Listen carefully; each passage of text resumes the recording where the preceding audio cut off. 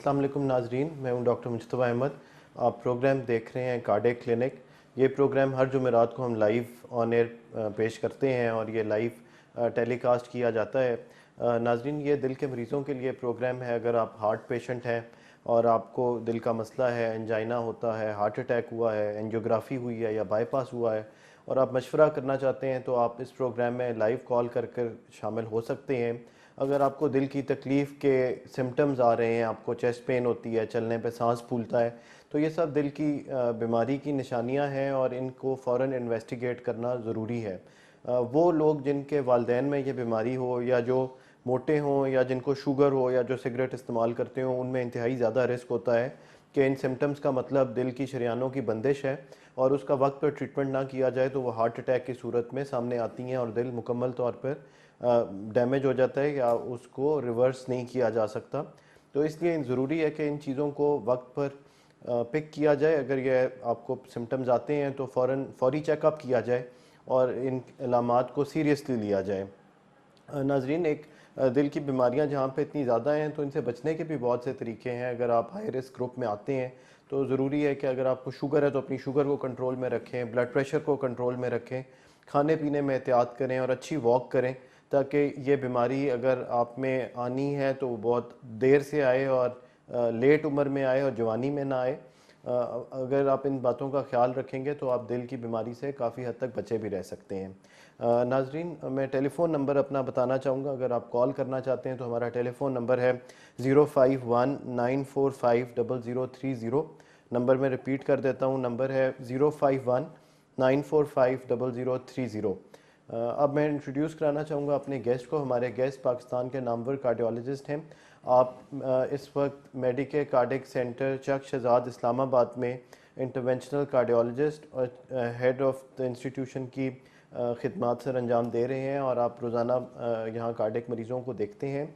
इससे पहले आप एग्जीक्यूटिव डायरेक्टर रह चुके हैं Rawalpindi institute of cardiology Rawalpindi के। आप armed forces institute of cardiology Rawalpindi के कमांडेंट भी रह चुके हैं। आप personal physician to president and prime minister of Pakistan की खिदमत भी सर अंजाम दे चुके हैं। आप हैं major general retired Azhar Mahmood Kiyani, Hilal Imtiaz military. अस्सलाम वालेकुम सर। जी वालेकुम सलाम। Sir, welcome to the show. Sir, बहुत से लोग दिल की अलामात को सीरियसली नहीं लेते और उस वक्त पता चलता है जब अचानक एक एमरजेंसी क्रिएट हो जाती है और हार्ट अटैक हो जाता है और पूरे घर की दौड़ लग जाती है और मरीज़ बहुत तशवीशनाक हालत में अस्पताल पहुंचता है। तो ऐसे कौन से सिम्टम्स हैं, साइंस हैं जिनको बड़े गौर से ज़रूरी फ़ौरन पिक करने की ज़रूरत है? अगर आपको इस तरह के मसले पैदा हो रहे हैं तो आपको फ़ौरन समझ जाना चाहिए कि कोई मसला है और उसका चेकअप कराना ज़रूरी है। हाँ जी, आई थिंक ये बहुत ज़रूरी है कि आपको सिम्टम और अलामात का पता हो। लेकिन हमारे मरीज़ों को कई दफ़ा अलामात का पता भी होता है, लेकिन वो उस डिनाइल मोड में होते हैं कि शायद मेरे साथ ये नहीं हो सकता, ये हार्ट अटैक नहीं होगा या मैदे का या कोई और गैस का मसला है। और आमतौर पे जो मेजॉरिटी हमारे पास पेशेंट आते हैं वो 2-3 दिन लेट आते हैं, जब उन्हें हार्ट अटैक हो चुका होता है और हार्ट डैमेज हो चुका है फिर हमारे पहुंचते हैं। ये मरीज़ बहुत अच्छा इन्हें फ़ायदा हो सकता है और डैमेज से बच सकते हैं, दिल इनका जो है बिल्कुल ठीक रह सकता है अगर शुरू के जो चंद घंटे उनमें पहुंच जाए अस्पताल में। और जितनी जल्दी पहुंचेंगे उतनी जल्दी उनका इलाज होगा, और इलाज होगा तो उतनी दिल की बचत होगी, दिल को नुकसान नहीं होगा। जो ही आपको सिम्टम्स हो, जैसे सीने में दर्द है और सीने में सेंटर में दर्द हो, और या फिर बाईं तरफ दर्द हो जो कि बाजुओं में जाता हो, या एक बाजू लेफ्ट बाजू में जाता हो, या गर्दन में जाता हो, नीचे वाले जबड़े में दर्द हो, या पीछे कंधों के दरमियान चला जाए, और साथ उसके साथ घबराहट हो, पसीना वगैरह आ रहा हो, या मतली और या उल्टी आपको या क्या आ जाए, तो ये अलामात हैं जो दिल की तकलीफ। ये तो हैं जो टिपिकल एक हार्ट अटैक होता है उसकी अलामात है। कई दफ़ा होता ही है कि आपको उस तरीके से कोई ज़रूरी नहीं कि जी मुझे ज़ोर का दर्द नहीं हुआ था, मामूली सा दर्द हुआ, तो वो मामूली सा दर्द ही एक बहुत अच्छी वार्निंग होती है कि आप इससे पहले कि ज़ोर का दर्द पहुंचे तो आप फ़ौरन अस्पताल पहुंचे ताकि आपका इलाज शुरू हो जाए। और हार्ट अटैक अगर आ रहा है तो उससे बचा जा सके या उससे रोका जा सके। हमारे पास मरीज़ जो आते हैं वो, मुझे ये है कि हमारे ज़्यादातर जो हार्ट अटैक के मरीज़ आते हैं वो 2-3 दिन लेट करके आते हैं, हार्ट डैमेज हो चुका होता है, हार्ट कमज़ोर हो चुका होता है, और इनके ये चांसेस होते हैं कि मुस्तकबिल में फिर इनका हार्ट फेलियर होने के चांसेस होते हैं, दिल का फैलाव हो जाता है, दिल फैल जाता है, और उसमें वो उस हिसाब से पंप नहीं कर सकता जिस हिसाब से चाहिए बॉडी को काम करने के लिए। तो आपको कई दफ़ा बातें करते हुए सांस फूलता है, खाना खाते हुए सांस फूलता है, चलते हैं सांस फूलता है, नहाते हैं सांस फूलता है, फ़ोन सुन रहे हो तो सांस फूल जाता है। तो आप कोई काम भी बगैर सांस फूले नहीं कर सकते। वो बड़ी तकलीफदेह किस्म की चीज़ होती है कि आप बिल्कुल थके थके से रहते हैं और आप जो रूटीन का दिन का काम काज है वो भी नहीं कर सकते। इसलिए बड़ा ज़रूरी है वो नौबत आए, आप जब ये आपको इस तरह की अलामात हो तो नज़दीक तरीन जो अस्पताल है दिल का या डॉक्टर साहब हैं जो नज़दीक आपके रहते हैं, जिनको दिल की बीमारियों का पता और उसका इलाज करते हैं, उनके पास पहुँच जाए। कई दफ़ा आप डॉक्टर एक डॉक्टर से दूसरे, दूसरे से तीसरे, तीसरे से चौथे डॉक्टर होते हैं तो लेट हो जाते हैं। तो आपको अपने अपने इलाके का सही पता होना चाहिए कि डॉक्टर दिल वाले कहाँ पे बैठते हैं। अगर दिल वाले डॉक्टर नहीं है तो मेडिकल स्पेशलिस्ट कहाँ पे बैठते हैं, और वो उनके पास चेस्ट पेन के साथ पहुँचे, वो आपको गाइड कर देंगे आगे क्या करना है, रेस्ट करनी है, दवाई खानी है, अभी चलना फिरना नहीं है, या इंजेक्शन या जो ऐसी चीज़ जो इमरजेंसी वाली होगी फ़ौरन शुरू कर देंगे।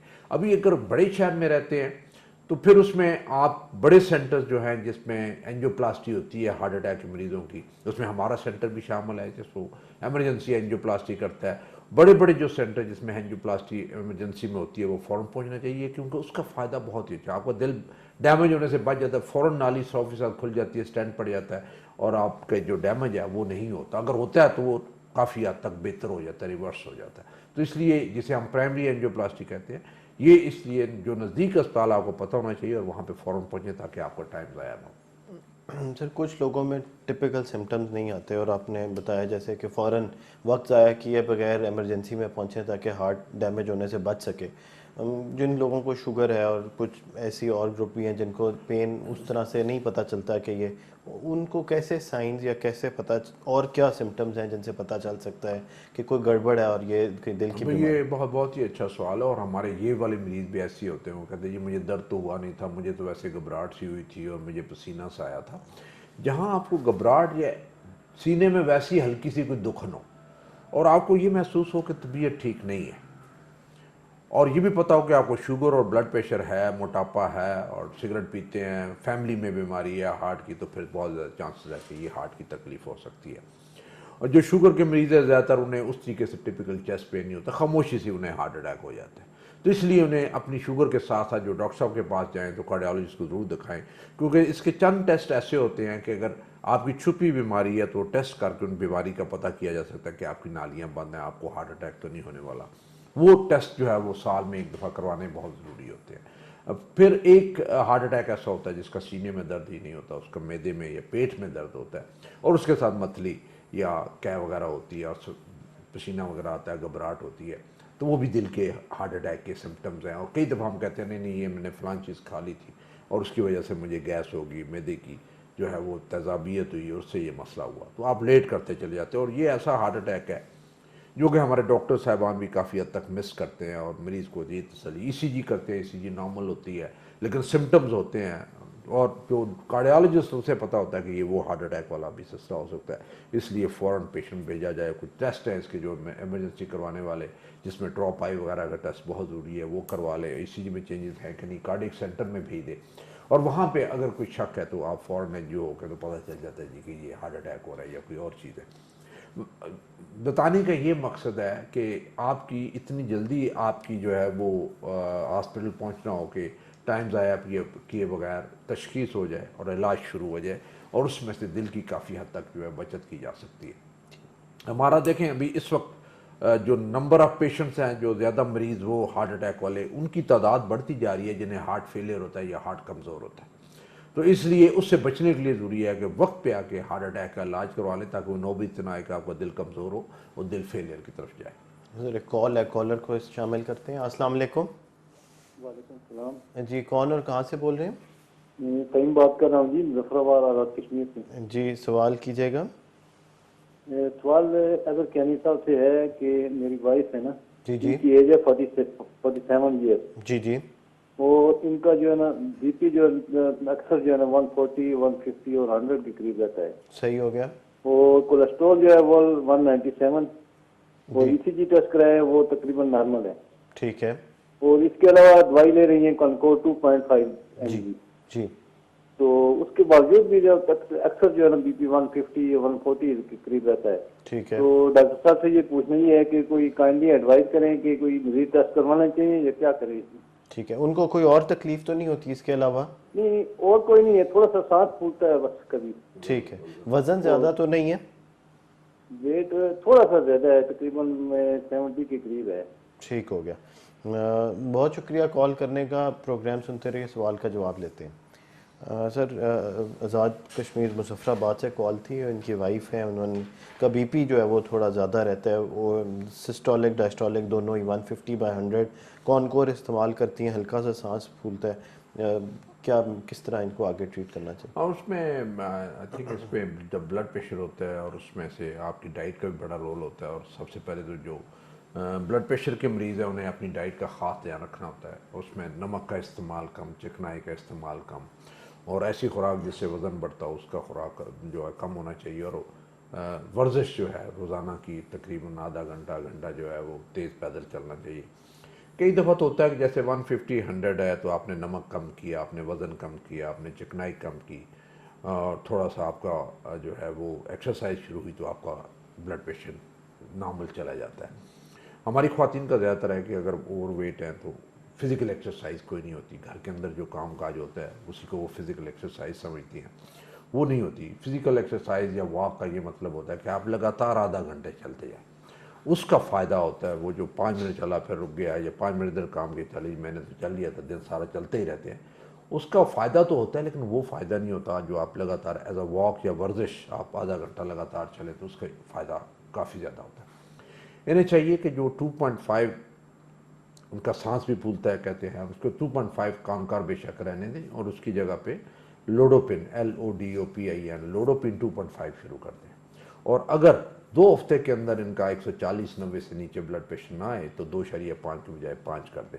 लेकिन इनका बड़ा ज़रूरी है कि नज़दीक से डॉक्टर को अपने जो बेस लाइन टेस्ट हैं जो ब्लड प्रेशर शुगर वालों के होने चाहिए वो सारे करवा ले, देखें वो सारे नॉर्मल हैं कि नहीं। देखें इसमें से ये आंखों को डैमेज करता है ब्लड प्रेशर, हार्ट को डैमेज करता है, ये गुर्दों को डैमेज करता है, और उसमें से गुर्दों के टेस्ट ख़राब होते हैं। ये सारे के सारे बेस लाइन टेस्ट है, एको वगैरह ये करवा लेने चाहिए। और उसके बाद फिर जब आप चेक करने जाएं तो 4-6 महीने के बाद पता चले कि ये टेस्ट ठीक नॉर्मल जा रहे हैं कि नहीं जा रहे। ब्लड प्रेशर की जो आपकी लेवल है वो 140/90 से नीचे होना चाहिए और 110/70 से ऊपर होना चाहिए। ये इसके दरमियान में कहीं चक्कर लगाता रहे तो वो ठीक है आपके लिए। 140/90 से ऊपर तो फिर आपको दवाई बढ़ाने की या चेंज करने की ज़रूरत है, वो भी डॉक्टर के मशवरे के बगैर नहीं करना आपने। तो इन्हें एक दफ़ा अपना डिटेल में अपना चेकअप टेस्ट सारे करवाने चाहिए और फिर उस पर डोज दवाई की एडजस्ट कर लेनी चाहिए। जैसे मैंने कहा कि अभी बेशक ये कॉनकर बंद करें और लोडोपिन 2.5 शुरू करें, और वो उससे होपफुली इनका जो ब्लड प्रेशर है इतना ज़्यादा नहीं है, होपफुली कंट्रोल हो जाएगा। एक और कॉल ले लेते हैं सर। अस्सलाम वालेकुम। वालेकुम अस्सलाम। डॉक्टर साहब क्या हाल है, ठीक है? जी बिल्कुल ठीक। कौन कहाँ से बोल रहे हैं? सर मैं शकील अहमद बात कर रहा हूँ रावलपिंडी से। जी शकील साहब, सवाल कीजिएगा। सर मेरा 3 साल हो जाएंगे, 10 दिनों बाद बाईपास हुआ था जी और मेरी एज जो है वो 47 ईयर है और अभी मैं हाइपरटेंसिव भी नहीं हूँ, जी डायबिटिक भी नहीं हूँ सर। जी और डॉक्टर साहब की एडवाइस के मुताबिक ही मैंने ओनली लोप्रिन शुरू की थी और जजीटा ठीक है 2010। ठीक है तो वो अल्हम्दुलिल्लाह जो कोलेस्ट्रॉल है वो कंट्रोल हो गया, और कुछ कोलेस्ट्रॉल सर कुछ जरूरत से ज्यादा कंट्रोल हो गया है, कुछ 70-80 में कोलेस्ट्रॉल है ठीक है और ट्राइग्लिसराइड भी बहुत कम हो गए हैं, और इसके अलावा LDL भी कम है लेकिन HDL भी कम है, वो 27-30 ही आता है। ठीक हो गया। तो एक तो सर मेरा क्वेश्चन ये है कि इस हद तक सिग्निफिकेंट ड्रास्टिक जो डिक्रीज आया है तो क्या मैं अब 20-10 ही लेता रहूं या 10-10 कर दूं जजीटा? ठीक एक है तो ये। जी दूसरा सर मुझे ये है कि थोड़ा सा भूख वूख का इशू हुआ, तो मैंने कहा, मैं टीचर हूँ तो मैंने कहा शायद कोई प्रॉब्लम है गैस्ट्रिक में उन्होंने सारे मेरे टेस्ट किए वो क्लियर थे, लेकिन जो लीवर का टेस्ट किया तो लीवर में वो स्टीओटोसिस ग्रेड 1, ठीक वो है कहते हैं जी आपके हल्की फुल्की चर्बी है। तो दूसरा सवाल सर मेरा ये है कि मैं इस जो लीवर पे जो ये शुरू से ही आ रही है, दैट्स वाई आई थिंक कि मैं ये कार्डियक पेशेंट भी बना क्योंकि वो ब्लड में कोलेस्ट्रॉल ज्यादा हुआ। जी और दूसरा क्वेश्चन सर ये है मेरा कि ये जो अभी जो है हल्की फुल्की ये लीवर के ऊपर स्टीओटोसिस तो इस तरह को लिखा हुआ था ग्रेड 1, इसको किस तरह से मतलब नेचुरल तरीके से या कोई मेडिसिन तरीके से ये मैं खत्म करूं? क्योंकि गैस्ट्रो वाले कहते हैं कि जी आप ये एक्सरसाइज करेंगे तो ये खत्म होगी और इसका कोई इशू नहीं है। जी, आपका वजन ज़्यादा तो नहीं है जी? सर मेरा वजन बहुत आइडियल है, मतलब जो हाइट है वो 5'4" है जी। और मेरा वजन एग्जैक्ट ये 63-65 मैंने मेंटेन किया हुआ है। 4 से 5 किलोमीटर में वॉक करता हूँ, बल्कि मैं इस टाइम भी रेस कोर्स पार्क में मौजूद हूँ रावलपिंडी में, मतलब ये मेरा टाइम है। 4 किलोमीटर में तेज तेज चलता हूँ। ठीक है। और सिगरेट कोई इशू नहीं। सिगरेट वगैरह तो नहीं पीते? नहीं सर, अल्हम्दुलिल्लाह सिगरेट भी नहीं और शुगर तो नहीं है आपको? शुगर भी नहीं है सर। ठीक है, ठीक है, बहुत शुक्रिया कॉल करने का। आपके सवाल का जवाब लेते हैं। उससे शकील साहब थे, उन्होंने रावलपिंडी से कॉल किया। इनका बाईपास 3 साल पहले हुआ है, 47 ईयर्स इनकी उम्र है। कोलेस्ट्रॉल की दवाई और लोपरिन खा रहे हैं, जजीटा 20/10।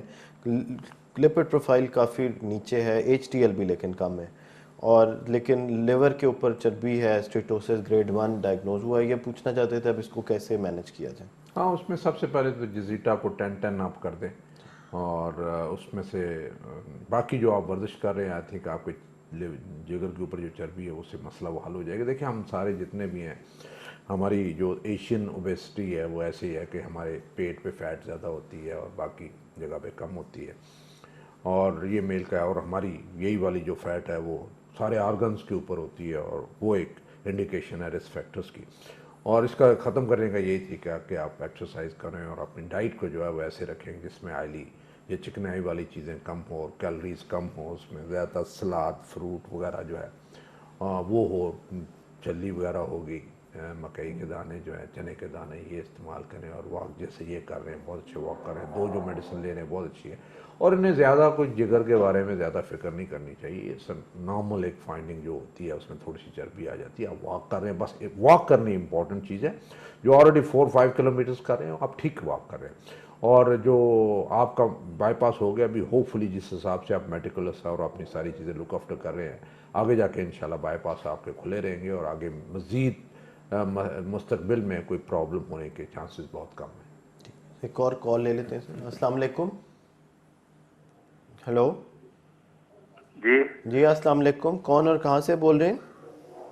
मैं भाई अटक से बोल रहा हूँ, जमशेद खान मेरा नाम है। जी जमशेद साहब, भाई सवाल। मेरी एज है 52 जी, और मेरी हाइट है 6 फुट ठीक है, और 4 इंच। ठीक है, ठीक है। अच्छा भाई, इस तरह है कि रमजान में मेरा वजन था 93। जी, तो कल मैंने वजन किया है तो मेरा तकरीबन 5 किलो कम हो गया है। ठीक है। तो डॉक्टर साहब से ये मैं पूछना चाहता हूँ कि ये क्या मुझे इसका कोई टेस्ट वगैरह या कोई ऐसी चीज मुझे बता दें कि जो मैं इसका करवा लूँ। आपकी हाइट 6'4" आपने बताई। जी आपकी ये बताइए कि वैसे जो आप वज़न बता रहे हैं कम हुआ है, इसके साथ कुछ और मसला भी हुआ है, यानी बुखार चढ़ रहा नहीं, हो? और अभी मुझे तकरीबन 10-12 दिन पहले मैंने टेस्ट करवाए थे खून के, तो उसमें मुझे थोड़ा सा कोलेस्ट्रॉल हाई निकला है, तो उसके लिए मैं वॉक कर रहा हूँ ऑलरेडी। ठीक है। अभी वॉक आपने अभी शुरू की है रमज़ान के बाद? अभी मैंने शुरू किए, तकरीबन आज 6-7 दिन हुए। 6-7 दिन हुए। और इसके अलावा कोई और तकलीफ तो नहीं होती है? इसके अलावा मेरे जो किडनीज है, किडनीज में स्टोन है दोनों में। ठीक है। और किडनीज के टेस्ट ठीक है आपके, जो यूरिया क्रेटिनिन वो टेस्ट ठीक है? जी जी, वो ठीक है, बाकी हर एक चीज ठीक है, और शुगर भी नहीं है। ठीक हो गया। वो टेस्ट कब कराया था शुगर का आपने? मैंने करवाया था तकरीबन 15 दिन पहले। और वो सही था? ठीक है। जी हाँ, वो ठीक था, सिर्फ कोलेस्ट्रॉल थोड़ा हाई था। जब वॉक जब करते हैं तो सेहतमंद महसूस करते हैं, कोई मसला तो नहीं होता? नहीं, कोई भी नहीं। थोड़ा ये पट्टों की तकलीफ होती है, जब वॉक करता हूँ तो मेरे पट्टे जो होते हैं वो थोड़ा थकावट महसूस करता हूँ। कोलेस्ट्रॉल आपने बताया ज्यादा निकला था, कितना ज्यादा निकला आप बता सकते हैं? ये तो अभी मेरे पास रिपोर्ट घर पे, और डॉक्टर को मैंने चेक करवाई तो बोलता है कि थोड़ी आई है आपकी, लेकिन मेडिसिन की जरूरत नहीं है, ये वॉक के साथ ठीक हो जाएगी। ठीक है। बहुत शुक्रिया कॉल करने का। प्रोग्राम सुनते रहिए, आपके सवाल का जवाब लेते हैं। जमशेद साहब से अटक से कॉल की। इनकी उम्र 52 ईयर्स है। इनका वेट थोड़ा सा कम हुआ है, 4-5 kg ड्रॉप की है। हाइट इनकी 6'4" है, 93 से 89 kg आए। इसी बारे में पूछना चाहते हैं, वैसे हेल्दी हैं, कोई और मसला नहीं? हाँ, आई थिंक वो कई दफ़ा कई दफ़ा डाइट में आप ज़रा एहतियात करें, या कुछ शुगर वाले जो मरीज़ अनकंट्रोल शुगर होती है, या फिर वो जिनको थायराइड का मसला होता है, हाइपर एक्टिव थायराइड होता है, उनमें वज़न होता है, तो इस एज पे आके थायराइड का टेस्ट ज़रूर करवा लेना चाहिए। यानी थायराइड फंक्शन टेस्ट हैं, ब्लड का टेस्ट हैं, वो ज़रूर करवा लें। अगर वो नॉर्मल है तो फ़िक्र वाली कोई बात नहीं है। बाकी जो चेस्ट छाती का एक्सरे है, ब्लड सीपी वगैरह है, यूरिया क्रेटिनिन है, लिपिड प्रोफाइल, ये जो बेसलाइन जो टेस्ट हैं ये सारे के सारे करवा लेने चाहिए। उसमें से होता है कई दफ़ा कोई ऐसी कोई बीमारी होती है जिसके वज़न आप लूज़ करते हैं तो वो उसका पता चल जाता है, लेकिन डॉक्टर से एक दफ़ा डिटेल में ज़रा अपना चेकअप करवा लें। ज़्यादातर ये होता है कि लोगों को जो है वो थायराइड फंक्शन टेस्ट जो उसमें ख़राबी हो, हाइपर एक्टिव हो, तो उसमें वज़न कम हो जाता है। उन्होंने बताया कि कोई ज़्यादा गर्मी भी नहीं लगती, मामूली उसमें गर्मी लगती है, और आपके जो है पसीना वगैरह ज़्यादा आता है, और दिल की धड़कन भी तेज़ हो जाती है। तो लेकिन एक दफ़ा डॉक्टर साहब को चेक कराएं तो वो ज़रा ज़्यादा बेहतर है। दिल से सर वज़न कम होने का दिल से कोई बीमारी से कोई नहीं ताल्लुक नहीं, है? दिल से कम होने का, दिल की बीमारी के वैसे वज़न कम होने का नहीं होता, बल्कि दिल की बीमारी हो तो वज़न कम करना बहुत ही अच्छा होता है, क्योंकि उतना ही वज़न दिल के ऊपर कम हो जाता है जितना आप वज़न कम करते हैं, और दिल को वो वज़न उठा कर नहीं घूमना फिरना पड़ता। तो वज़न जितना कम होगा दिल के मरीज़ों का, वो उनके लिए उतना ही बेहतर होगा। ठीक है। और सर इन्होंने बताया कोलेस्ट्रॉल थोड़ा ज़्यादा था, तो वो उसकी भी मैनेजमेंट किस तरह, अगर थोड़ा ज़्यादा हो तो वो पहले उसको वॉक या परहेज जी से? हाँ, जी हाँ, बिल्कुल। आई थिंक दो चीज़ें बड़ी इंपॉर्टेंट है जो कि इसके लिए, कोलेस्ट्रॉल कंट्रोल के लिए, स्पेशली बॉर्डर लाइन जिनका थोड़ा सा ज़्यादा होता है, कि एक तो अपनी खुराक जो है उसमें सब्जियों का इस्तेमाल और फ्रूट का इस्तेमाल ज़्यादा करें, गोश्त का इस्तेमाल कम करें, हफ्ते में 3 दिन से ज़्यादा गोश्त ना खाएं, वो भी छोटा मुर्गी का और मछली का, बाकी दिन दालें सब्जियां खाएं। जो वज़न बढ़ाने वाली चीज़ें हैं, और या ड्राई फ्रूट ज़्यादा मकदार में ना खाएं, थोड़ी मकदार में ड्राई फ्रूट खाएं। जो फ्रूट ऐसे जिनसे वज़न बढ़ता है, जैसे आपका अंगूर वगैरह है, या खजूरें ज़्यादा या शहद ज़्यादा आप लें, उससे वज़न काफ़ी ज़्यादा बढ़ता है। कोल्ड ड्रिंक्स, बेकरी का सामान सारा, इनसे वज़न ज़्यादा बढ़ता है। ये कम से कम खाएं, तली चीज़ें कम से कम खानी चाहिए। और जहाँ पे आपको मौका मिले, हफ्ते में 5 दिन जो है वो आधे घंटे से 1 घंटा जो है वो वॉक करनी चाहिए। सर एक कमर्शियल ब्रेक का टाइम है, नाजरीन हाजिर होते हैं एक छोटी सी ब्रेक के बाद। आप प्रोग्राम देख रहे हैं कार्डियक क्लिनिक। ब्रेक के दौरान एक टेलीफोन कॉल आई थी सर, खुरम साहब थे, इन्होंने कालाबाग से कॉल की। इनकी वालदा हैं, 50 ईयर उनकी उम्र है, शुगर और ब्लड प्रेशर के मरीज़ा हैं, और दिल के भी घबराहट और तकलीफ़ उनको होती है। दवाइयाँ वो कोई इस्तेमाल करती हैं, इंसुलिन भी इस्तेमाल करती हैं, पर शुगर 300 तक रहती है, ब्लड प्रेशर 180/100 रहता है। और डॉक्टर साहब उनके जो देखने वाले हैं, उन्होंने उनको मैदे का ट्रीटमेंट भी चल रहा है, और कुछ इस तरह के मसाइल बताते हैं। वो काफ़ी फ़िक्रमंद थे, पूछना चाहते थे कि इनका एक सही इलाज आगे किस तरह प्रोसीड किया जाए। हाँ हाँ, बिल्कुल। आई थिंक उन्हें फ़िक्रमंद होना चाहिए, क्योंकि 2 मेजर बीमारियां हैं इन्हें, शुगर और ब्लड प्रेशर, और दोनों ही कंट्रोल नहीं है, और दोनों को कंट्रोल करना बहुत ज़रूरी है। अगर कंट्रोल नहीं करते तो आपसे बहुत बड़ी, आई थिंक, जैसे हम शुगर को कहते हैं कि सारी बीमारियों की माँ है, यानी यहाँ से शुगर से सारी के सारी बीमारियाँ जन्म लेती हैं। दिल का अटैक होता है, फालिज का अटैक होता है, गुर्दे फेल होते हैं, नज़र चली जाती है, टांगों के मसले हो जाते हैं, चला नहीं जाता है, बहुत सारे ऐसे मसले हैं, जन ऑटोनॉमिक जो डिसफंक्शन शुरू हो जाता है। और इसमें से जितनी इन्होंने चीज़ें बताई हैं, घबराहट है, कमज़ोरी है, यूपर्स, ये सारी की सारी शुगर से रिलेटेड है। एक दफ़ा इनकी जब शुगर कंट्रोल होगी, और कंट्रोल का मतलब ये है कि सुबह की जो शुगर है वो 110 पीस बगैर खाए पिए 110 पीस से ऊपर ना जाए, और शाम वाली जो शुगर है खाना खाने से पहले वो 160-70 से ऊपर ना जाए, तो ये कंट्रोल है ठीक। और एक 3 महीने का जो कंट्रोल, अच्छा कंट्रोल होता है, कि जो बताता है कि पिछले 3 महीने में आपके शुगर का कंट्रोल बहुत अच्छा रहा है, वो है HbA1c टेस्ट है, जो पिछले 3 महीने का एवरेज कंट्रोल बताता है। वो आपका 7 से कम होना चाहिए हर सूरत में। शुगर को उस वक्त तक आप चैन से ना बैठें जब तक इनकी शुगर कंट्रोल ना हो जाए, और उस डॉक्टर के पास जाएं जो इनकी शुगर कंट्रोल कर सकता है। अगर नहीं कंट्रोल कर सकता तो कहीं दाखिल करवा के फिर इनकी शुगर पहले कंट्रोल करवाएं, और जिस दवाइयों पर ये एडजस्ट हो और जिस इंसुलिन पे एडजस्ट हो, फिर वो जारी रखनी है। देखें, हमारे यहाँ ख़वातीन में बड़ा, और स्पेशली जो हमारे पेरेंट्स, उसमें ये चीज़ होती है कि वो जो परहेज़ है वो नहीं करते। वो समझते हैं कि दवाइयाँ बस ले ली है तो जो मर्जी है खाते रहे तो उससे शुगर कंट्रोल हो जाएगी। देखिए, अगर आपने शुगर में चीनी बंद ना की, मीठी चीज़ें बंद नहीं की, जो डॉक्टर ने बताया कि शुगर में चीज़ें नहीं खाने बंद ना की, तो आप जितनी मर्जी इंसुलिन लगाते रहें और मेडिसिन लेते रहें, आपकी शुगर कंट्रोल नहीं होगी। जब आप परहेज़ और इलाज दोनों को इकट्ठा मिलाएंगे तो फिर जाके आपकी शुगर कंट्रोल होगी। और यही जो है उसके लिए है ब्लड प्रेशर के लिए कि आप दवाई खाते रहें, नमक का इस्तेमाल ज़्यादा करें, वर्जिश ना करें, चिकनाई की चीज़ें इस्तेमाल करते रहें, दवाइयाँ बीच में छोड़ दें, जब ब्लड प्रेशर ठीक हो जाए तो फिर उससे ब्लड प्रेशर कंट्रोल नहीं होगा। ब्लड प्रेशर जो है वो आपने कंट्रोल करना है कि दवाई बाकायदगी से खानी है और नमक कम इस्तेमाल करना है और वर्जिश करना है और वेट जो है बढ़ने नहीं देना और नींद अपनी 6 से 8 घंटे ज़रूरी है। इन्हें चाहिए कि अपनी वालदा को किसी अच्छे वहाँ पे लोकल जो डॉक्टर कौलाबाग में या उसके इर्द गिर्द जो जगह है जहाँ पे मेडिकल स्पेशलिस्ट हैं, कोई FCPS हैं, जो क्वालिफाइड मेडिकल स्पेशलिस्ट हैं, उन्हें दिखाएं ताकि ये दोनों चीज़ें उनकी कंट्रोल हो। ठीक है, तो एक और कॉलर है, शामिल करते हैं। अस्सलाम वालेकुम। अस्सलाम वालेकुम जी वालेकुम सलाम, कौन और कहाँ से? मैं मुजफ्फराबाद आला कश्मीर मुजफ्फराबाद से रुखसाना बात कर रही हूँ। ये मेरे साथ ये प्रॉब्लम है कि मैं रात को जब लेटती हूँ तो मेरे दोनों बाजू सुन्न हो जाते हैं। जी, आपकी एज कितनी है? 41 ईयर। और ये बताइए कि आपको शुगर या ब्लड प्रेशर तो नहीं है? नहीं, BP मेरा अक्सर लो होता था लेकिन अब नॉर्मल होता है जी। तो ये कोई मसला इसमें नहीं है। शुगर कोलेस्ट्रॉल मेरा थोड़ा सा ज्यादा है। शुगर तो नहीं है? नहीं, शुगर नहीं है। फैमिली में दिल का मसला तो नहीं आपके वालिदैन बहन भाइयों में? नहीं, उस दिल का मसला नहीं है, लेकिन दिल वाली साइड पे हल्का सा कभी कभी दर्द होता है, इस बाजू वाली साइड और दिल में। ठीक है। दिल वाली साइड पे। आपका हाइट और वेट कितना है जी? मेरा 57। 57 आपका वेट हाइट है? मेरी 5 फुट है। ठीक है। ये बताइए कि आपको चलने फिरने से छाती के ऊपर दबाव या दर्द का एहसास तो नहीं होता? नहीं, थोड़ा सा सांस फूलता है लेकिन जिस्म पे पूरे जिस्म में पेन यानी कि प्रेशर हो जाता है थोड़ा। ठीक है। आप आराम से 2-3 किलोमीटर चल लेती हैं? नहीं, इतना नहीं चल सकती, मेरे जिस्म में बहुत ज्यादा दर्द होता है, फिर ठीक है। थक जाती हूँ। ठीक, सीढ़ियाँ चढ़ लेती हैं? सीढ़ियाँ चढ़ने से सांस तो नहीं फूलती, दर्द तो नहीं होता? दर्द नहीं, लेकिन सांस फूलता है सीढ़ी चढ़ते हुए थोड़ा। ठीक है। आपने अपने क्या खून के टेस्ट कराए हैं? कहीं खून की कमी तो नहीं है? खून की कमी तो नहीं है लेकिन मेरा खून थोड़ा सा गाढ़ा है मेरे ख्याल में बस। ठीक है। वो आपने विटामिन D की मेरी कमी है मुझे। जी जी। कैल्शियम भी थोड़ी कम है और विटामिन D भी कम है। ठीक हो गया। ये बताइए कि आपको ब्लड प्रेशर और शुगर आपने बताया नहीं, ऐसी कोई शिकायत नहीं है?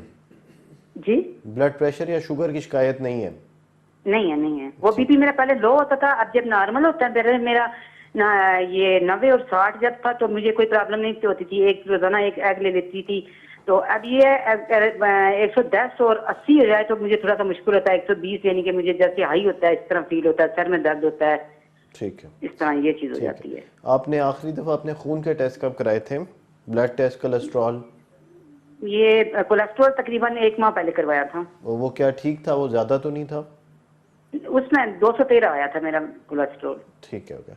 बहुत शुक्रिया कॉल करने का। प्रोग्राम सुनते रहिए, आपके सवाल का जवाब लेते हैं। सर, ये सना थी, इन्होंने मुजफ्फराबाद से कॉल की। 41 ईयर्स इनकी उम्र है। थोड़ा सा सांस फूलता है और कुछ दर्द और हाथ सुन्न हो जाते हैं। टेस्ट इनके ब्लड टेस्ट इन्होंने महीना पहले कराए थे जिसमें कोलेस्ट्रॉल 200 से ऊपर था।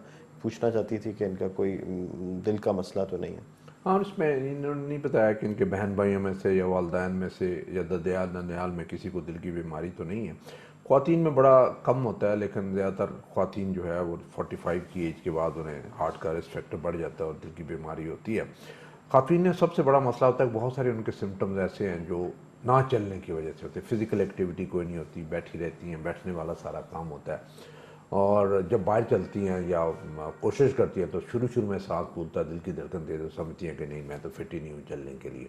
हालांकि वो आप जूं चलेंगे तो ये दिल की धड़कन और सांस दोनों ठीक होते चले जाएंगे। चलना आधा घंटा रोज़ाना बहुत जरूरी। नहीं, भी मेरा यही मशवरा है, जब चलेंगी तो उनका जो कोलेस्ट्रॉल 213 कुछ ज़्यादा नहीं है, वो खुराक के कंट्रोल से और वर्जिश से वो नीचे आ जाएगा। और ये आप रोज़ाना आधा घंटा चलें, रोज़ाना नहीं कर सकते, 5 दिन हफ्ते में ज़रूर चलें। खुराक में चिकनाई कम कर, इसमें पराठे वाठे ना हो और आप खुश्क रोटी खाएं। हफ्ते में 3 दिन से ज़्यादा गोश्त ना खाएं। सब्ज़ी और दाल का ज़्यादा इस्तेमाल होना चाहिए। बेकरी की चीज़ें जो है मिनिमम होनी चाहिए। और वर्जिश आप नहीं करते रहें तो ऑटोमेटिकली आपके बहुत सारे जो सिम्टम और बहुत सारे जो मसले आपको हो रहे हैं उससे इंशाल्लाह ठीक हो जाएगा। लेकिन साथ ही साथ ये देखने के लिए कि कहीं कोई दिल की तकलीफ तो नहीं है।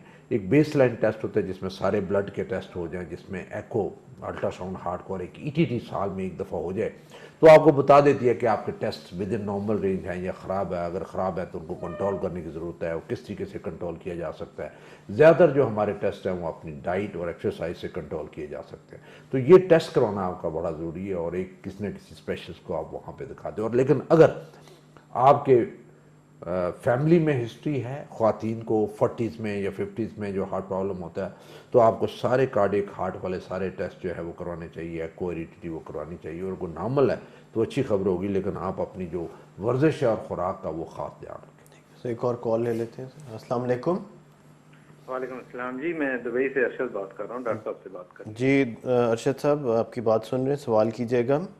जी, मैं लास्ट अक्टूबर में चेक कराया था डॉक्टर साहब से, जनाब। जो 2021 के अक्टूबर में ही, जी जब मैं पाकिस्तान आया था। जी जी तो मैं अपनी कंप्लेंट उनको बताई थी कि मुझे चेस्ट में पेन होता है, चलते हुए तो नहीं होता, लेकिन रात को रिलैक्स पोजीशन में होता है। जी तो डॉक्टर साहब ने मेरे टेस्ट किए थे, एको किया था, ईटीटी किया था, बाकी ब्लड के टेस्ट किए थे, यूरिया क्रिएटिनिन वगैरह सारा नॉर्मल आया था। ठीक है ईएफ मेरा 60 आया था।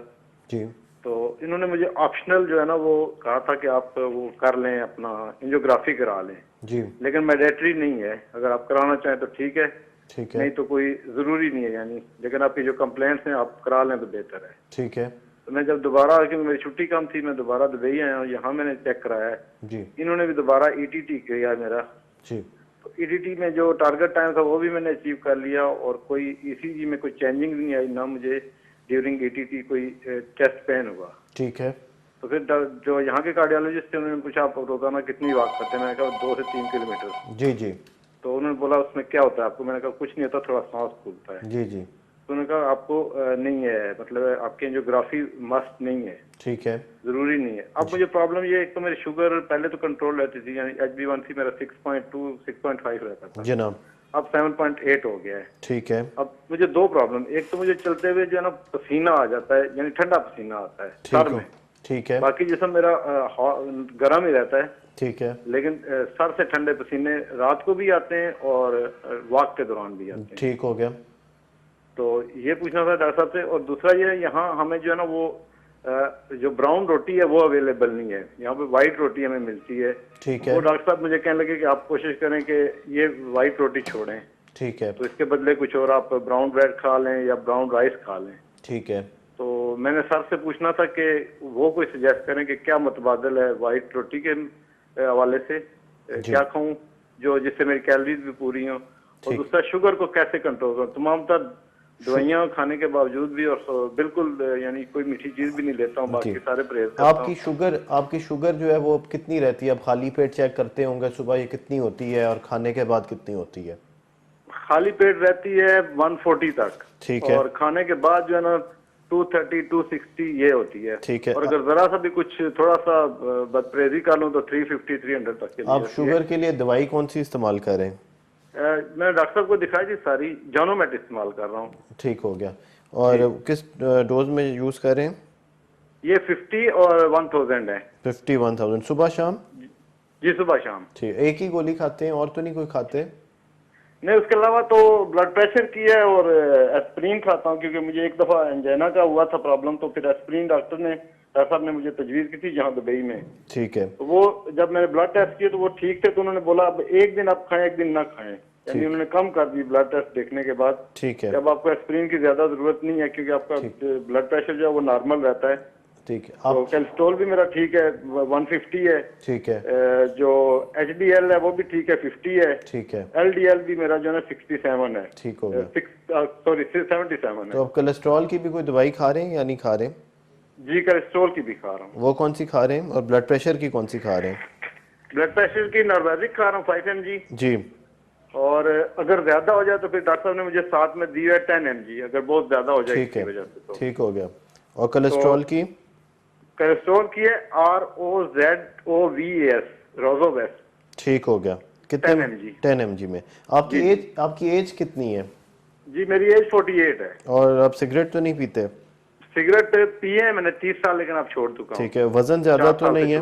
वजन जी सर? वजन तो नहीं ज्यादा आपका? नहीं, वजन मेरा पिछले कोई 5 साल से मेंटेन है 65 और 70 के बीच में। ठीक है जी। हाइट मेरी 5.6 है। ठीक हो गया। और उसके अलावा कनकोर यूज करता हूँ, एक दिन लेता हूँ एक दिन नहीं। ठीक हो गया।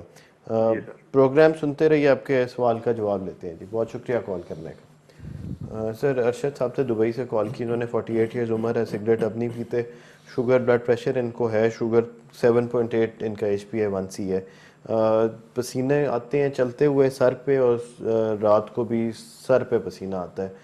ये एको ETT 2 दफ़ा कराई है, ठीक आई है। पूछना ये चाहते थे कि अभी इसका मजीद क्या करना चाहिए और NGO के बारे में मजीद सवाल पूछना। उसमें आई थिंक जैसे यहाँ पे बता रहे थे कि इधर भी ETT वो करवा के गए हैं और वहाँ पे भी ETT करवाई है, देखें तो वो उसमें कोई ख़ास चीज़ नहीं आई, तो इसका मतलब NGO या किसी और चीज़ की ज़रूरत नहीं। हाँ, चलने पे अगर सीने में दर्द हो और खाना खाने के बाद दर्द हो या वज़नी चीज़ उठाएं दर्द हो और रेस्ट करें तो ठीक हो जाए, वो दिल की तरफ उसका इशारा होता है। और ETT अगर नेगेटिव भी हो तो फिर भी आपको CT NGO या NGO जो है वो करवानी पड़ती है, ताकि कई दफ़ा जो ETT है वो मिस करती है डायग्नोसिस को और उसमें तब्दीलियाँ नहीं आती, 40% केसेस में तब्दीलियाँ नहीं आती, और वो फिर ये ऐसे केसेस होते हैं जो गोल्ड स्टैंडर्ड टेस्ट है वो एंजियोग्राफी है, वो करेंगे तो आपको 100% पता चलेगा कि नालियों में कोई ब्लॉकेज है कि नहीं है। इनका जो मेन मसला जो सारी जो इन्होंने अपनी कैफियत बताई है उससे ये लगता है कि इनका अनकंट्रोल्ड शुगर है।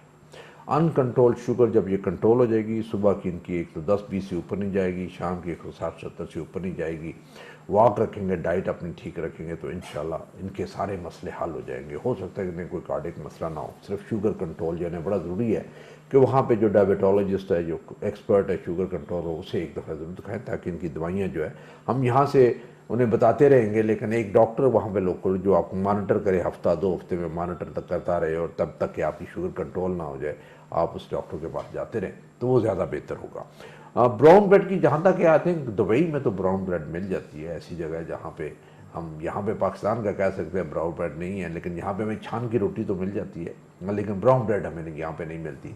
ब्रेड को जो है ब्राउन कलर कर देते हैं, लेकिन वो ब्राउन ब्रेड वो वाली सफ़ेद रोटी की मैंने कहा बात करते, रोटी नहीं मिलती जो इस तरह की बात करें वहाँ पे देखें, वहाँ पे आटा नहीं है, चपाती वाला सिस्टम उनका, वो जो है वो एक स्पेशल रोटी होती है जिसमें बाकी वो वाइट फ्लावर होता है, जिसमें से वो फाइबर वगैरह नहीं होता। लेकिन ब्रेड जो है जैसे डबल रोटी है वो ब्राउन वाली, वो चीज़ें वहाँ पे मिल जाती हैं। लेकिन ये अगर ये देखें वहाँ पे तो कहीं ना कहीं किसी स्टोर पे वो आपको उस तरह की ब्रेड जो है मिल जाती है।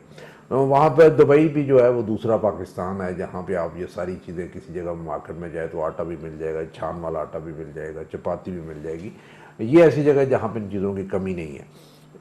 ज़्यादातर वहाँ पे इन्होंने फाइबर इस्तेमाल करना है। इनकी जो डाइटिशियन वहाँ पे है, जो किसी हॉस्पिटल की अच्छी जो डाइटिशियन है, उनकी ज़रा एक तरह कंसल्ट कर लें, इनकी डाइट ज़रा वहाँ पे सेट कर दें, दुबई की डाइट और अवेलेबिलिटी जो ग्रोसरी की है उसके हिसाब से, और प्लस अपने जो शुगर वाले डॉक्टर है उसको ज़रूर करें। कार्डियक इनका इशू इतना नहीं लगता, हार्ट वाला इतना इशू इनका नहीं लगता, लेकिन शुगर कंट्रोल करें तो मुझे उम्मीद है कि जितनी इनकी शिकायतें हैं और जितनी इनकी कंप्लेंट्स और सिम्टम्स हैं इंशाल्लाह बेहतर हो जाएंगे। ठीक है सर, एक कमर्शियल ब्रेक का टाइम हुआ, नाजरीन हाजिर होते हैं छोटी सी ब्रेक के बाद। नाजरीन, आप प्रोग्राम देख रहे हैं कार्डियक क्लिनिक। आप हमें लाइव कॉल कर सकते हैं। लाइव कॉल करने के लिए हमारा नंबर है 051-945-0030। हम सर का जो डाइट से ही रिलेटेड बात हो रही है, जैसे तो जो दिल के मरीज़ होते हैं और उनमें ये इनकरेज किया जाता है कि वो जो ये आटा है वो मैदा जिसमें कम हो वो इस्तेमाल करें, ताकि वो ज़्यादा हेल्दी होता है। उसकी क्या वजह है और उससे क्या फ़ायदे हो सकते हैं? देखिए, उसमें से कार्बोहाइड्रेट्स बहुत ज़्यादा होते हैं, फाइबर का एक अपना रोल होता है। फाइबर जब साथ होता है तो बहुत सारी जो चीज़ें गट में हैं, चिकनाई वगैरह उसे साथ ले जाते हैं और इतना हज़म नहीं होता, और आपका जो वेट वगैरह भी नहीं बढ़ता और कैलोरीज वगैरह भी नहीं आपकी ज़्यादा होती। देखिए, हमारी जो मेन डाइट है वो तो चपाती है, और चपाती का जो है वो हम दबा के फिर खाते हैं। अगर चपाती खानी भी है तो अगर उसमें थोड़ा छान हो तो वो ज़्यादा बेहतर होता है, खाई भी कम जाती है, वो पेट भी उससे भर जाता है। जो ज़्यादा ज़रूरी चीज़ आई थिंक दिल के मरीज़ों के लिए को सादा खुराक, यानी जो घर में दाल रोटी मिलती है वो खा लें, पराठे वाठे जो है आप परहेज़ करें, और कभी कभी हफ्ते में 1 दफ़ा या 2 हफ्ते में 1 दफ़ा पराठा खा लिया, और जिस दिन पराठा खाया फिर दोपहर को खाना ना खाया, फिर शाम को ही खा लिया, फ्रूट वगैरह खा लिया, वो ज़्यादा बेहतर है आपके लिए, ताकि वो चिकनाई, और कोशिश ये करें कि वर्जिश करें ताकि वो चिकनाई जो है उसमें से कैलोरीज आप भी जलें और आपका वज़न कम हो, वरना वज़न बढ़ता चला जाएगा और फिर उसे उतारना बड़ा मुश्किल हो जाएगा। फ्रूट और सब्ज़ी का इस्तेमाल ज़्यादा होना चाहिए। दूध का 1 गिलास बगैर मलाई के आप ले सकते हैं। एग वाइट डेली ले सकते हैं। जो अंडे हैं हफ्ते में जर्दी समेत वो 2 आप ले सकते हैं, और उससे ज़्यादा आपको नहीं लेने चाहिए, वरना वो चिकनाई की मिकदार जो है वो बढ़ जाती है और उसमें से आपकी जो खून है वो गाढ़ा होता चला जाता है। जो आपको डॉक्टर्स ने मेडिसिन लिख के दी है, अपनी मर्जी से मेडिसिन बंद ना करें, वो दवाई अपनी बाकायदगी से जारी रखें। और बहुत सारे मरीज़ जो अपनी दवाई बाकायदगी से जारी रखते हैं और परहेज़ करते हैं, उनकी इमरजेंसी बड़ी कम होती है। इनमें OPD में उनका आना भी बड़ा कम होता है। 6-6 महीने के बाद, 3-3 महीने के बाद आगे दिखाते हैं, वो ठीक रहते हैं, और ये बड़ा ज़रूरी होता है। मरीज़ों का ज़्यादातर ये ख्याल होता है कि डॉक्टर को दिखाने से, कंसल्टेशन करने से और दवाई ना खाने से ठीक रहता है। बस डॉक्टर से बात हो जाए और डॉक्टर एडवाइस कर दे और उसका नुस्खा एक तरफ कर दें और दवाई ना खाएं। जब हमारे पास आ रहे होते हैं तो दवाई नहीं खा रहे, जी वो मैंने चंद दिन खाई थी फिर बंद कर दी थी, और दोबारा दिखाने आ जाते हैं। ये ट्रेंड बड़ा गलत हो गया, सेहतमंद किस्म का ट्रेंड है। मरीज़ वो ठीक रहता है जिसकी तशखीस हो जाए, फिर उसको जो दवाई लिखी जाए वो दवाई बाकायदगी से खाए, और जो उसको परहेज़ बताया जाए उस पर अमल करें। ज़्यादातर हमारे लोग जो है वो वर्जिश नहीं कर रहे होते, पैदल नहीं चल रहे होते। चलें, ज़रूरी नहीं कि आप टाइम निकाल के पैदल चले जाके, आप काम के सिलसिले में भी कहीं आधा घंटा पैदल चल लें तो वो आपकी वॉक हो गई। अगर आपको टाइम मिले तो बहुत अच्छी बात है, आप पार्क में जाके वॉक करें या खुली जगह पे जाके वॉक करें। लेकिन अगर साइकिल चला लें तो आधा घंटा तो वो भी आपके लिए बड़ी ज़बरदस्त एक्सरसाइज होगी। और किस जगह पे काम करते हैं और सीढ़ियाँ चढ़ें, और सीढ़ियाँ भी ढेर सारी चढ़ें, यानी 4-5 मंजिलें चढ़ें और वो बार बार चढ़ें, तो फिर वो भी आपकी एक्सरसाइज हो जाती है। और अगर आप बाज़ार जाते हैं और वहाँ पे अगर आप जो है वो गाड़ी या मोटरसाइकिल ऐसी जगह पे खड़ा करेंगे, आप काम करने के लिए आपको दूर जाना पड़े, वो आधा घंटा अगर उस तरीके से चल लें तो वो भी आपकी वॉक होती है। तो ये वाली चीज़ें ऐसी होती हैं जिसके लिए आपने टाइम ढूंढना नहीं होता। बहुत सारे लोग जिन्होंने वॉक करनी होती है वो वॉक करते हैं, काम के दौरान भी वॉक कर लेते हैं, जो लंच ब्रेक है उसमें वॉक कर लेते हैं, बाकी जो टाइम मिलता है उसमें वॉक कर लेते हैं। ये वाली जो वॉक है बंदे को बहुत सारी मुसीबतों से बचा के रखती है और अपनी सादा खुराक बहुत बचा के रखती है। हमारा जो स्नैक्स भी हैं, जो जैसे समोसे पकौड़े हम खाते हैं, कभी कभी खाने में तो कोई हर्ज नहीं, लेकिन इसमें इतनी चिकनाई और इतना तेल होता है, कैलोरीज इतनी ज़्यादा होती है, मोटापा आपका हो जाता है। और साथ ही जो आप कोल्ड ड्रिंक्स वगैरह या बेकरी की चीज़ें खाते हैं उससे बहुत ज़्यादा वजन और अनहेल्दी चीज़ है। कभी कभार खाने में कोई हर्ज नहीं है, कोई चीज़ बिल्कुल ममनू नहीं होती, लेकिन वो चीज़ें जो खानी होती हैं वो थोड़ी मिकदार में खानी होती है। ज़्यादा मिकदार में खाएंगे तो ना सिर्फ आपको मोटापा होगा, ब्लड प्रेशर होगा, हार्ट का मसला होगा, शुगर हो जाएगी। ये सारी की सारी चीज़ें जो है आपके गैर सेहतमंद खाने की वजह से होती है। जितनी आप सादा खुराक रखेंगे उतनी आप बेहतर रहेंगे। अपनी खुराक में जो आपका जो मौसमी सब्ज़ी है और मौसमी सलाद है और जो फ्रूट है, उस फ्रूट को जो है वो आपकी सेहत के लिए बहुत अच्छा है, और उसमें जो भी आपको मिले फ्रूट वो आप खाएं और आप बहुत सारी बीमारियों से बचे रहेंगे। उसे एक और कॉल ले लेते हैं। अस्सलाम वालेकुम। जी वालेकुम सलाम। जी, कौन और कहाँ से बोल रही हैं? जी फजल हुसैन बात कर रहा हूँ वाक कैंट से। जी फजल साहब, सवाल कीजिएगा। जी ऐसा है जी कि मैं जनरल साहब का रेगुलर पेशेंट हूँ। जी। तो AFIC ने भी 2008 में, 11 में, 13, 14 में भी बल्कि इन्होंने स्टेंट डाले थे जी। तो लास्ट टाइम मेरी एंजियोप्लास्टी हुई है 2017 में ना जी। तो उस वक्त भी मुझे 1-2 स्टेंट डाले हैं, कोई टोटल 6-7 स्टेंट हो गए हैं अब। ठीक है। तो अल्लाह का शुक्र है जी, मैं बहुत अच्छा चल रहा था। जी। लेकिन अभी कुछ दिनों से ही ना, वो पहले मैंने एको टेस्ट भी अपने PF से कराया तो वो मेरी इजेक्शन फ्रैक्शन कोई 60% थी। ठीक है। लेकिन अभी जो है ना जी, मैं मेरी चेस्ट में और बिलखुसूस ज़्यादातर राइट साइड में मुझे थोड़ा सा बोझ महसूस होता है। ठीक है। और जब मैं चलता हूँ, थोड़ा तेज चलता हूँ, तो फिर चेस्ट में बोझ फील होता है, और जब मैं जरा रुक जाता हूँ तो फिर वो ठीक हो जाता है। ठीक है। कितना तो चलने के बाद? था कि ये मेरे कोई कितना स्टेंट ब्लॉकेज की कोई इंडिकेशन है या और कोई प्रॉब्लम हो सकता है? कितना चलने के बाद ये बोझ महसूस करते हैं? बहुत ज्यादा चलने के बाद या थोड़ा सा ही चलने पे? नहीं, नियर अबाउट किलोमीटर के लगभग जी। ठीक हो गया। जी। आप सीढ़ियाँ आराम से चढ़ लेते हैं, घर की सीढ़ियाँ? जी अल्लाह का शुक्र है। सीढ़ियाँ में कोई मेरी 35-40 एक सीढ़ियाँ हैं, वो मैं सीढ़ियाँ जब भी चढ़ता उतरता हूँ उससे मुझे कोई फीलिंग नहीं होती। ठीक हो गया। और ये बता दीजिए कि आपकी उम्र कितनी है और वजन कितना है? जी मेरी 62 एज है। जी।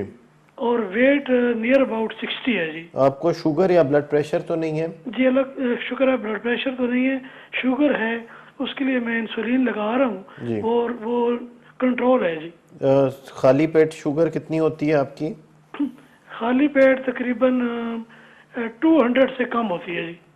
खाली पेट 200 से कम होती है, जी, यानी ये 140-50 से ज़्यादा होती है? जी तकरीबन 60 के करीब होती है जी, 160। 160 तक होती है। और खाना खाने के बाद कितनी होती है जी? वो नियर अबाउट 250-240 के तक चली जाती है जी। ठीक हो गया। ये बताइए कि आप रोज़ाना वॉक करते हैं कि नहीं करते? जी मैं रेगुलर तो खैर नहीं करता पर कर लेता हूँ जी। जी, जब करते हैं तो कितनी वॉक करते हैं और क्या कंफर्टेबली कर लेते हैं? नहीं वो ऐसे ही नहीं, मैं जो ही ज़रा थोड़ा सा जोर दे के ज़रा तेज चलता हूँ ना, जी जी। तो फिर मेरी चेस्ट में थोड़ा मुझे बोझ महसूस होता है। ये कितने अरसे से ये बोझ महसूस होना शुरू हुआ है? ये भी कुछ महीना के लगभग हो गया जी। जी, आपने कोई एको ईटीटी वगैरह तो नहीं कराई इस दौरानिये जी में? मैंने एको कराई थी, ये महीने से पहले ही कराई जी थी। जी। और ईटीटी? नहीं ईटीटी नहीं कराई जी। ठीक है। आखिरी दफ़ा आपने ब्लड टेस्ट कब कराए थे और डॉक्टर को कब चेक कराया था? सर ऐसा है कि मैं डॉक्टर को तकरीबन हर महीने 1.5 के बाद चेक करा लेते हैं, लेकिन वो हमारे पीएफ में वो जो है ना वो सीटी कर देते हैं, बस कोई टेस्ट नहीं करते कोई।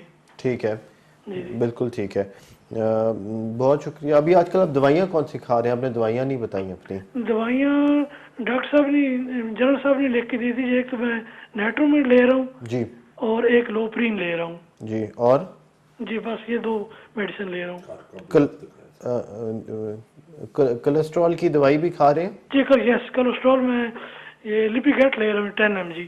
ठीक है। और इसके अलावा कोई दिल की धड़कन की दवाई, कॉनकोर या कोई इस तरह की दवाई भी ले रहे हैं? नहीं नहीं वो मैं और कोई भी नहीं ले रहा। लास्ट आपने कब चेक कराया था जनरल साहब को? सर जनरल साहब उस वक्त तो FIC में, सारी ये RIC में थे, तो मैंने चेक कराया था। ठीक है। अभी तो 2-3 साल हो गए नहीं चेक 2-3 कराया। साल हो गए। ठीक हो गया। आपकी ब्लड प्रेशर आपने नहीं बताया कितना रहता है? सर ब्लड प्रेशर मेरा नॉर्मल है जी। नॉर्मल है। और सिगरेट वगैरह तो नहीं इस्तेमाल? नहीं अल्लाह का शुक्र है जी, कोई नशा नहीं है। ठीक है, बहुत शुक्रिया कॉल करने का। प्रोग्राम सुनते रहिए, आपके सवाल का जवाब लेते हैं। तो फजल साहब थे, इन्होंने वहाँ से कॉल की। इनकी 62 ईयर उम्र है, शुगर के मरीज़ हैं, थोड़ी सी अनकंट्रोल्ड है, शुगर थोड़ी ज़्यादा होती है। इनको स्टेंट मुख्तलिफ सालों में पढ़ते रहे हैं और 2019 में आखिरी दफ़ा स्टेंट पढ़े। महीने पहले से इनको अभी कुछ थोड़ा सिम्टम आने शुरू हो गए हैं। पूछना चाहते थे कि क्या किया जाए। हाँ, सबसे पहले तो ये है कि इनकी शुगर कंट्रोल नहीं है, बहुत ही अनकंट्रोल शुगर है, उसकी वजह से मसला होता है। और फिर लास्ट इन्होंने कहा था कि 2017 में डाले थे, और अब इन्हें जो है वो एंजियोग्राफी, जो चलने पे सीने में दर्द होता है, जो कि दिल की अलामत है कि या तो स्टेंट में कोई मसला आया है। और जब इतनी शुगर कंट्रोल ख़राब हो तो स्टेंट बंद होने शुरू हो जाते हैं, ये नई जगह पर नई बीमारी आ जाती है। तो शुगर को कंट्रोल करना कि आपका 110-20 से ऊपर ना जाए और शाम वाली 160-70 से ऊपर ना जाए, इवन खाने के बाद भी ऊपर ना जाए, 200 से कम रहे। और जो 3 महीने की जो एवरेज वो टेस्ट है HbA1c वो 7 से नीचे रहना चाहिए। इनका जो डेफिनेटली जो सिम्टम्स है, अभी सीने में दर्द होता है, वो ब्लॉकेज वाले दर्द है, जायना है, इन्हें डॉक्टर साहब को दिखाना चाहिए। वहाँ पे अगर इन्होंने कहा था मुजफ्फराबाद से बोल रहे थे, कहाँ से? वहाँ से बोल रहे थे जी, वहाँ से। हाँ, वहाँ पे आई थिंक वहाँ में ही दिखा दें, हॉस्पिटल में तो बहुत ज़रूरी है। और या अगर आके तो मुझे दिखा दें। उनके टेस्ट होने चाहिए, जैसे आपने पहले कहा VTT होनी चाहिए, पता चले जी कि क्या मसला चल रहा है। और शुगर का कंट्रोल बहुत ज़रूरी है। देखें जितने भी मरीज़ हमारे दिल के हैं, चाहे उनकी एंजियोप्लास्टी हुई है या बाईपास हुआ है या दवाइयों पे है, शुगर का कंट्रोल करना बहुत ज़रूरी है। शुगर जो है आपकी बीमारी की स्पीड को बढ़ा देती है और आपकी जो पहले से बीमारी है वहाँ को उसको इतना ख़राब कर देती है कि वहाँ पे मामूली बीमारी से आपको हार्ट अटैक हो सकता है। ना सिर्फ दिल की वजह से मसला आपको हो सकता है, बल्कि दिमाग की नालियों में जो वो क्लॉट बना के बंद करके आपको फालिज कर सकती है। इसी तरह आंखों को जो है वो ख़राब कर सकती है और गुर्दे आपके फेल हो सकते हैं। शुगर का कंट्रोल टाइट बहुत ज़रूरी है। जिन जिन मरीज़ों को शुगर है वो अपने डॉक्टर साहब जो उनकी शुगर कंट्रोल करते हैं उनके पास, जहाँ शुगर कंट्रोल ख़राब हो फ़ौरन पहुँचे और अपनी शुगर जो मैंने लेवल्स बताए हैं वो उस पर लेके आनी चाहिए, जो भी दवाई इस्तेमाल करनी पड़े। इसमें वॉक का बड़ा रोल है कि आप रोज़ाना पैदल चलें तो उससे शुगर नीचे आती है। खुराक जो है ऐसी रखें जिससे शुगर ऊपर ना जाए, और दवाई अपनी बाकायदगी से लें। और अगर दवाई से के बावजूद ऊपर है तो दवाई को एडजस्ट कर रही है, एक नहीं है तो दूसरी, दूसरी नहीं तो तीसरी। इंसुलिन जहाँ पे ज़रूरत है वहाँ पे इंसुलिन इस्तेमाल करनी चाहिए ताकि जल्दी कंट्रोल हो। लंबे अरसे के लिए शुगर का कंट्रोल ना रहना आपके लिए ख़तरे की घंटी है, उसमें से कोई भी मसला आपको किसी वक्त हो सकता है। सर आपका शुक्रिया अदा करना चाहूँगा, प्रोग्राम का वक्त ख़त्म हुआ चाहता है। नाजरीन, उम्मीद है आपको आज का प्रोग्राम अच्छा लगा होगा। अगले जुमेरात को दोबारा फिर इसी टाइम हाजिर होंगे। इजाज़त दीजिए, अल्लाह हाफिज़।